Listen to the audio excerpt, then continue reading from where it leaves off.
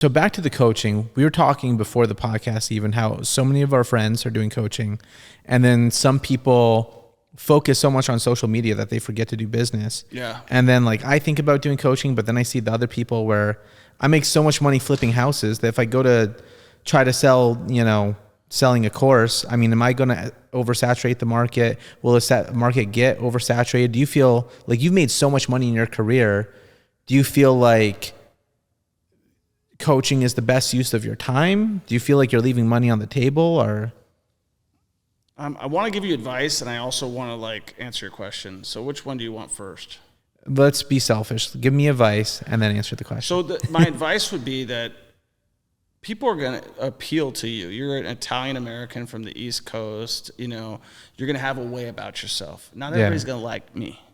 Like a lot of people aren't going to. So there's going to be people who are going to buy you because they like you and they can relate to you. Mm-hmm. So, and you have a skill set and you should share it with other people. So I think you should do coaching, okay? And you're not going to saturate the market because you're real and there's a lot of fakes out there, okay? Yeah. You're actually doing it, okay? Most of my content is me actually doing it, okay? Mm-hmm. The second part of your question was do I feel like this is the best way for my future? Yes and no. The answer no would be if I really am doing what I want is I want to be like a corporate raider. I want to be, do you know who Carl Icahn is? Yeah. Yeah. I want to be like him. I want to be taking out companies, knocking out companies. But I think that in order to build my company the way I need to be is I need to, one, build a massive education company, help enough people get what they want. That's what they say, how you got to do it, right? Mm-hmm. And then I want to take a company public. I have enough real estate to do a small REIT. So I think if I do those two things and I'm successful at both, which I will be, then I will be able to meet the right friends in Wall Street, and then I will be able to do what I really want to do, which is become a corporate raider and start knocking out companies. And in terms of selling it, do you mean sell the coaching business? No, I'm not talking about... Or sell the real estate business? So it's basically like a refinance. So if you talk, we're talking Wall Street here, right? Mm-hmm. So do you own any stocks? Yeah, only a little. What do you own? Honestly, just real. Okay, so you own stocks in your company, right? So but have you ever done a refinance on your property? Yeah. Okay. Walk me through that. Somewhere with hard money, with refinances where I didn't have to show a lot, so I just call them. Just the basics of a refinance. Yeah. You're taking whatever the property's worth times 70% or 75 or 80. They see what my rental is, and then they see what the rental is, they see what the ARV is, and then they give me something basically like 75% of ARV. Right. So when Wall Street, when you go, I could get more, but then I have to pay a whole bunch more money in points. So I did refis up to 75% of the ARV, even though I could have done more. So you're conservative too. Yeah. Yeah. So when you go take your company public, what are you doing?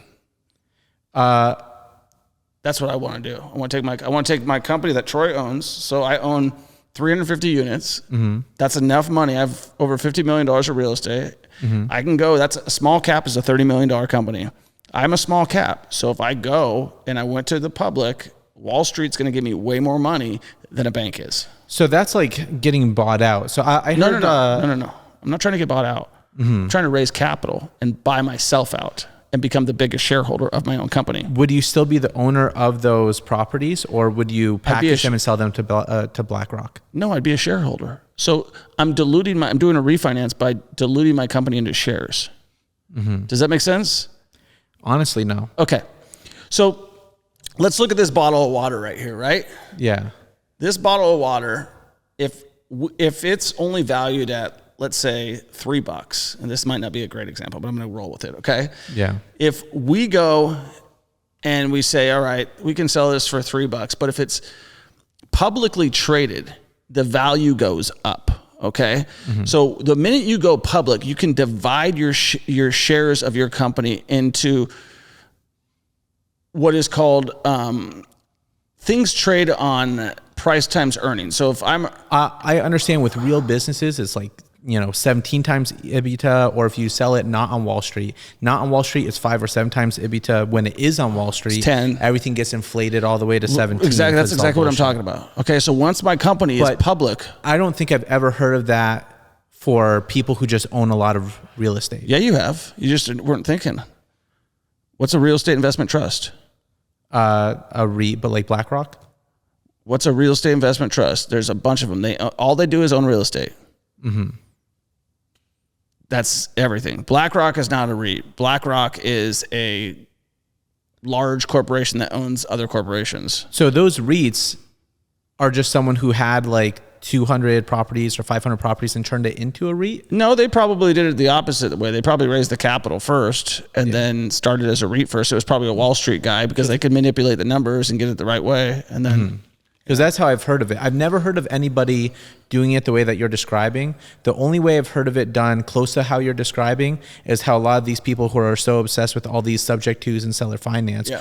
I just want to buy every subject two. I don't care if it cash flows. I don't care. Because you want to know what happens? I end up getting 300, 500 companies. Then I package all that. I bring it to Wall Street. I give it to BlackRock or Vanguard. And I'm like, yo, buy me out. And even if none of it cash flows, when they see 300 or 500 properties, BlackRock or Vanguard will buy me out. False. And that's what I've heard. Yeah, no. As the strategy. It's just the same thing. It's like, okay, if I want to go take my company public and I'm Amazon, what do? I go get a venture capital. The venture capital structures my company in such a way that we raise funds. REITs operate the same exact way.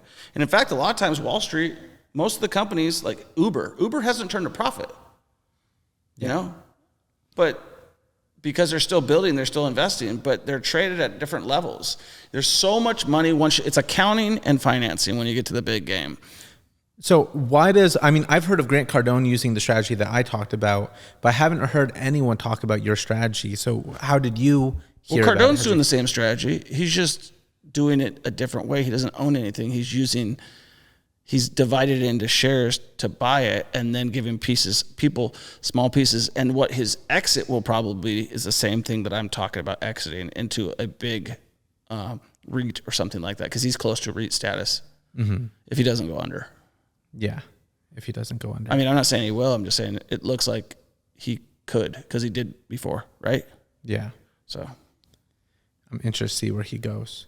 So that is the strategy with all your rentals. And would that include the commercial in addition to the single family? However they tell me to do it. I'm going to follow Wall Street, whoever I can find. I need a good VC. I need somebody who's like what's his name? The guy who, Bill Gurley. I need like a Bill Gurley of real estate. Bill Gurley.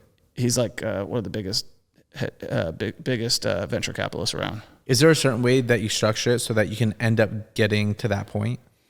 I don't know enough to be able to answer that question, but it's just accounting. They're just going and looking at your company and being like, oh, okay, you got this, we can do this. Like the funny thing about REITs is that when they talk about a REIT, they'll be like, 90% of taxable income has to be returned to our fund. Well, we already know how real estate works. If you're doing it right, you don't pay taxes. Yeah. So that's like nothing. And that's the whole benefit of real estate. And that's why everybody's getting bought up by all these hedge funds. For sure.